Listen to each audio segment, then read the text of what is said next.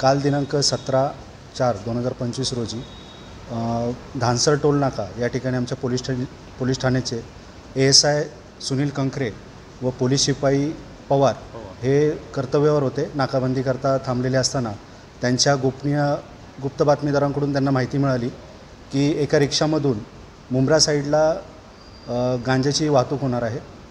तर त्यांनी त्याबाबत वरिष्ठ पोलीस निरीक्षक यांना माहिती दिली। वरिष्ठ पोलीस निरीक्षकांनी पोलीस स्टेशनचे गुन्हे प्रकटीकरण पथक म्हणजे सपोनी खाटपे व त्यांची टीम यांना सदर ठिकाणी जाण्यास कळवलं। त्यानुसार आम्ही तिथे गेलो। तोपर्यंत ती रिक्षा तिथे आली, आम्ही पोहोचण्याच्या अगोदर तिथे ती रिक्षा आली होती। त्यावेळेस ASI कंकरे व पवार यांनी ती रिक्षा चेक करत असताना त्यांना त्या 3 बॅग मिळून आल्या। त्या बॅगेमध्ये गांजासारखा वास येऊ लागला असता त्यांनी ते चेक करत असताना त्यासोबत असलेले 3 इसम रिक्षामध्ये बसलेले ते पळू लागले। त्यावेळेस ASI कंकरे व पोलीस शिपाई पवार यांनी त्यांचा पाठलाग केला व त्यातील एका इसमाला पकडलं व 2 इसम पळून गेलेले आहेत। त्यानंतर आमची टीम वगैरे तिथे गेल्यानंतर आम्ही चेक केला असता त्याच्यामध्ये गांजाचे पॅकेट मिळून आलेले आहे। एकूण 21 पॅकेट होते। त्यात टोटल 41 किलो 500 ग्रॅम गांजा मिळून आलेला आहे।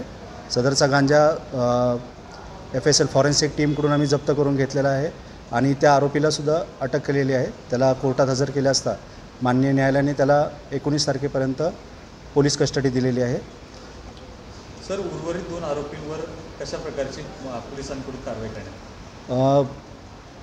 सदर कारवाईत जो आरोपी अटक केलेला आहे त्याच्याकडून माहिती घेतली असता हे आरोपी आणि हा गांजा त्यांनी नांदेड येथून आणलेला आहे।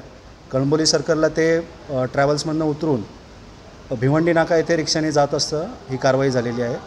तर सदर या गोष्टीचं जे काही मूळ आहे ते नांदेड येथे असून सदर ठिकाणी या आरोपीला सोबत घेऊन जाऊन तिथं तपास करावा लागणार आहे व त्यानुसार कारवाई केली जाईल पुढे।